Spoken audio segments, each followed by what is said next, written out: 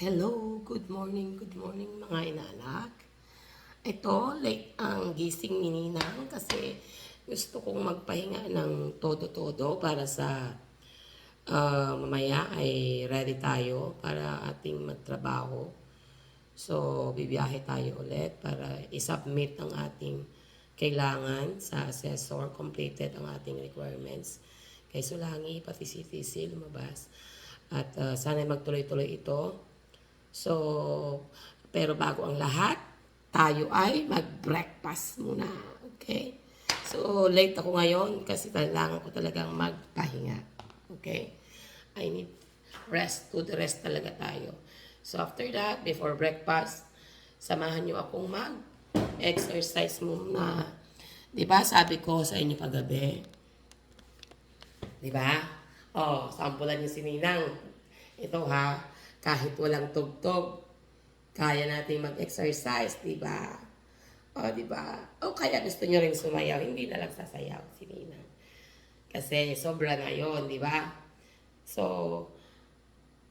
ang ngayon, na-reveal ko yung isa kong trabaho, no? So, instructor po ako ng aerobics. Starting 1995 actually. Pero, yung sideline ko, ginawa kong sideline yan, 1996. Pero 1995, nagtrabaho ko sa isang gym. So, naging gym instructor ako.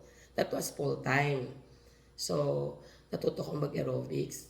Nung dyan na, may kumuha sa akin na magtuturo ng 1 hour lang. 1 hour. Tuesday, Thursday, Saturday na magtuturo ng aerobics sa Dasmariñas Village at saka sa sa Forest Park, magkatabihan, di ba? So, in the morning, 6 o'clock pa lang, magigising ako niyan. Kaya sanay talaga ako magising ng early in the morning. So, that time, hindi pa ako talaga nag-aaral ng parang, kasi 95, 96, yan. So, nagkaroon ako ng idea kasi nagtrabaho ko sa tapat ng UE. Yan yung gym ko dati. Diyan ako nag-work for 1 year. So, dahil may oras pa naman ako, paglabas ko ng mga alas 5, pwede ako lumabas. Kaya nag-enroll ako ng law. Okay? So, nung nag-aaral na ako, that time naman, may nag-endorse sa akin na, magturo ka ng aerobics part-time lang. 1 hour lang naman. So, na yan 7 o'clock, kailangan. 7 yata yun, 7 to 8 ang aking oras lagi, 7 to 8. Diba, ang opisina, 8:30. So from aerobics ko, mag-i-end ng 8. Papasok ako sa office ng 8:30 or 9. O, diba? So, may interval lang yung 8 to 9 ko para pumasok sa office. Paano pag 8:30 ang pasok ko? Like, example, nung pinag-hearing na ako ng aking partner, ng aking boss. So, from 8 o'clock, tatakbo na ako sa court. So, wala akong chance na magbihis. Noon lang ako magbibihis. No? One time, hindi ako nakapagdala ng, kasi nagja-jogging lang ako, hindi ako nakapagdala ng damit. Parang, pang ganun lang yung dala ko. Pero, naka-rubbers ako, naka-shirt, yung no-tight ako na buo, na short. Wala.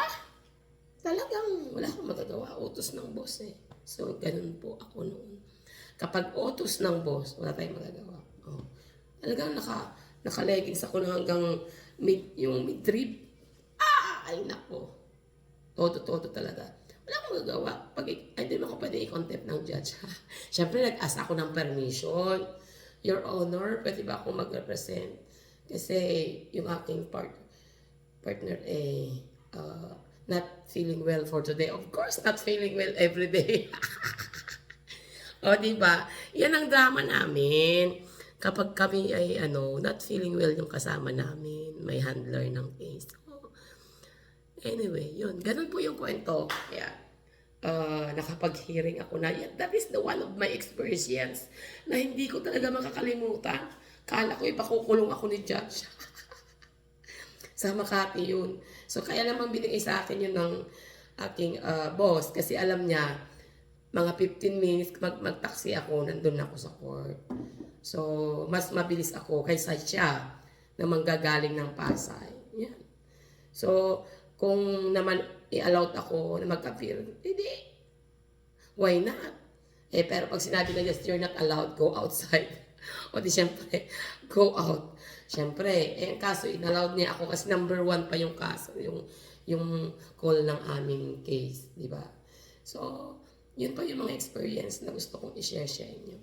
So, okay? Let's have at least 5 minutes or 10 minutes exercise. So, yan yung tinatawag na multitasking sa ninyo. So, kahapon, may tinanong ako. Yung legs ko kasi ngayon, so at the age of 50 po talaga, o meron akong upuan, yung mahawak ako. So, pag wala po yan, hindi ko po maibalance yung katawan ko. Pero kung kayo naman po ay talagang hindi nyo kaya, itaas-taas lang po yung legs muna. Kasi tayo po ay mga matatanda na. Siyempre, expect ko pa naman na pagdating ko ng 53, magpi-54 na ako next year. So, kapag 54 ka na, may mga nararamdaman ka ng paghihina ng mga buto-buto. So, kaya sabi ko kahapon, yung kabila kong legs, yung left leg ko ay medyo mahina. Nakahawak ako ngayon. Kaya kaya kong mag-leg up ng 20. Pero kung hindi pa ako nakahawak, hindi ko po ito magagawa. Okay? So, try natin ngayon. Ito po. Ito yung left ko, di ba? So, exercise muna natin ng 1, 2, 3, 4, 5, 6, 7, 8, 9, 10, 11, 12, 13, 14, 15, 16, 17, 18, 19, 20! Hirap na ako! O, diba? So, ayan guys. Ayan mga inaanak. Ang complicated way of living. Kaya kayo mga bata dyan, habang bata pa, mag-exercise na. Imagine si Ninang, 24 years old ako, nagturo na ako ng gym. O, di ba? O, gusto ko ipakita sa inyo, walang sag ang aking mga, o, di ba? Wala. Kasi dati meron pa akong bicep ngayon wala na katandaan na wala na. Dati meron ako niyan. So imagine kung hindi kayo nag-exercise ng early age. Pagdating nyo ng age na ganito, sobrang hindi nyo na makontrol yung katawan nyo. Pero tignan nyo naman ang inyong ninang. Diba? Diba? Mayroon pa. Kaya kayo dyan, akala nyo lang, serious na tawa ko. Yes, I'm very serious pagdating po sa bagay-bagay. Pero marami akong lihim na kaya natin ibulaklat because of the Facebook. I'm ready. Okay? So ngayon, itry natin yung left leg natin. So, na-workout na natin. So, medyo, na yung left leg natin, no? So, hawak ko na tayo dito sa ating hahawakan kasi baka hindi natin kaya. So, ready ang ating left leg. Tignan natin kung kaya niyang tumayo in 20 seconds. Okay? So, 1, 2, 3, 4, 5, 6, 7, 8, 9, 10, 11, 12, 13, 14, 15, 16, 17, 18, 19, 20! Yay! Diba? Nakaya ko guys, pero hindi talaga kagaya ng aking right leg na continuous. So, na-outbalance ako dun sa count of 20. So, yan guys. Gayahin nyo po ito at least every day kahit ito lang yung gawin nyo, yung mga may age of 50 pataas, yan po yung gawin nyo. Very helpful yan para makontrol, kasi para maano nyo yung iyong mga legs. So, okay? So, ngayon naman, back. Yan. Kaya nakahawak po ako ng itong ano, yan. Kasi pag wala po akong chair, hindi ko nakakayanin. Ayan po, may chair. Hahawak po ako sa chair. Okay? Kasi baka matumba naman po ako. So, ito yung pinakamagandang gagawin. Yan, lunch back tayo. Tandaan ko pa. Minsan hindi ko na natatandaan yung mga pangalan eh. Imagine naman, until 36 ako na, so parang 17 years na. Ganun pala kabilis, Kasi hindi. Oo, kasi yung panganay ko, magsi-17 na po sa January. So, yan po yung dahilan kung bakit po tumigil akong mag-aerobics. Pero that time, kung hindi po ako tumigil, every session po is nakakalekta ako ng 800, 700, di ba? So, napakagandang sideline. Hindi na ako hihirap, di ba? So, kahit may nag-aaral ako ng law dati, hindi po ako hirap kasi meron po akong allowance every day. Mababait pa yung mga estudyante ko dahil alam po nila na ako ay dalawa ang trabaho. Meron pa ako isang trabaho that time. Yan ay research yung mamaya. Ano ba yung trabaho ko pa na isa? Di ba? So, yun po yung trabaho ko that time. Ang dami. Di ba? So, may mga trabaho ako habang ako ay nag-aaral na abogasya. At ako ay marami. Pero yung aerobics talaga, yan talaga yung aking bread and butter. No? Kasi pag napagod ako sa trabaho ko ng 8 to 9, ay 8 to 5, syempre nakakapagod din kaya, no? So, yan po yung ginagawa ko. So, minsan nagtrabaho akong sekretarya. Marami pang ibang trabaho. Pero ang pagiging instructor ko ang talagang from 1996 to 2006, di ba? So, ayan po guys. So, before po na mag-end yung ating session, nag-i-end po kasi yung ating kasi konti na lang yung space ko. So, ayan. So, kahit leg work lang po ang gagawin ninyo, leg work ang tawag dito sa paa. Kasi ang una po nang hihina sa mga kababaihan ay paa. Bakit kaya? So, yung tanong ko kahapon, bakit yung leg ko, left leg, is mas mahina siya kumpara sa right leg. So, ang sagot po ay, mas na gagamit po natin. Like, yung gagamit natin ang right leg. So, yung exertion ng effort natin, yung heavy ng exertion natin sa right leg natin as mas extraneous.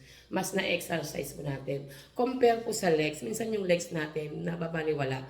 Pero dapat po, lagi nating alalahanin yung left leg natin. Kasi kaya ang unang tinatamaan po ng stroke.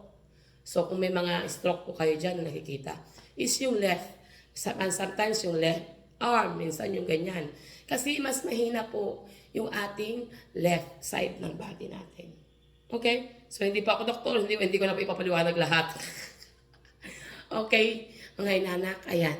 So, yan po yung aking experience na isa na gusto kong i-share sa inyo. So, kung gusto nyo yung exercise araw-araw, yan. So, legs muna tayo ngayon. Tomorrow, arms naman. Okay? So, pwede pong partial. Kung kayo, lalo na yung medyo kagaya ko na nagkaedad na, 53 na po ako, mag-54 ako, February. Imagine, di ba? So, katawan, anong klaseng katawan to? Di ba? Kaya ko yan. Di ba? So, ayan po for today. Be an inspiration to everyone. Hindi natin alam kung kahit ano pa ang meron tayo. Kahit hindi tayo masyadong mapera, huwag na yung mayaman, mapera na lang. Kahit tayo ay hindi masyadong mataas ang pinag-aralan, dahil simple lang tayong tao. Kayang-kaya natin maging inspirasyon sa ating mga kababayan, kapitbahay, di ba? Eh, kung ikaw ba'y tamad, yung kapitbahay mo, gagayahin ka ba? Malamang hindi. Pero yung kapitbahay mo tamad din. Marites. Ayun. Magkasama kayo sa buhay, magmarites araw-araw. O, di ba? Kaya, huwag na natin gayahin yung ganun. So, minsan, pwede tayong magmarites, pero sa tamang pagkakataon. Okay? So, masama po yun. Meron po yun tinatawag na balik sa atin. Ano yung balik natin? Hindi tayo magkakapera. Magkakapera pa kung magiging marites ka. O, dito lang yata sa social media. Nagkakaroon na ng marites na yumayaman. Ano? Hindi. Pwede natin silang gamitin o silang magawa. Hi, kapitbahay.